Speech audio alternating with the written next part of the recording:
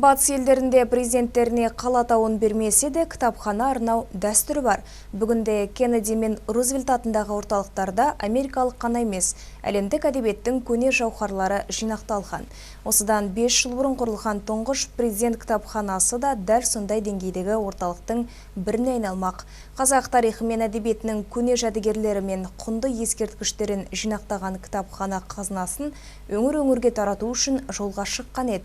Елбасы атындағы көшпелі көрме осы күндері біздің аймақта.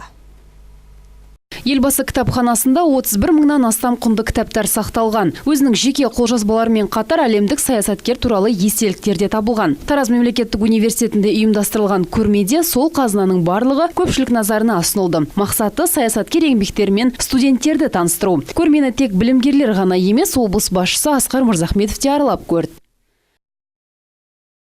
Осыдан кейін шетелдік ғалымдарды бір залға жинастырған халықаралық ғылыми конференция өтті. Атап өтерлігі тек отандық ғана емес, шетелдік ғалымдар да ел саясатындағы өзгерістер мен лидерлер туралы терең пікірде.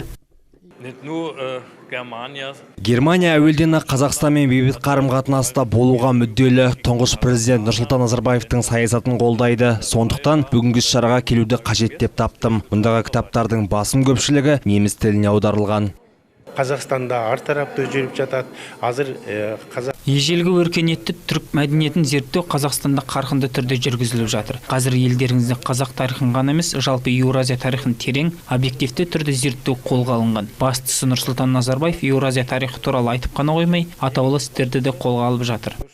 Ал жиын барысында сөз алған өңір басшысы облысымызда өтіп жатқан іс-шараның маңыздылығын атап өтті. Бұл бір адамға ғана арналған шара емес, тәуелсіздік жылдарымыздағы жетістіктерімізді зерделеу деді ол. Көрмеде осы тұрғыдан ашылып отыр. Бүгінгі өткелі отырған конференцияда мен ойлаймын, бұл тек қана мемлекет басшысы елбасының сол тарихи еңбек емес, жалпы тәуелсіздік жылдары Қазақстанның қол жеткізген жетістігі де арналған конференция. Бүгінде егеменді еліміздің қол жеткізген жетістігіне тек қана Қазақстанда емес, әртүрлі халықаралық ұйымдар, шетелдер оң бағасын беріп отыр. Шара барысында елбасы кітапханасының қызметкерлері студенттермен де кездесіп, өз тәжірибелерімен бөлісті. Ақсәуле Абытай, Азат Байтемір, Жеті Ньюс.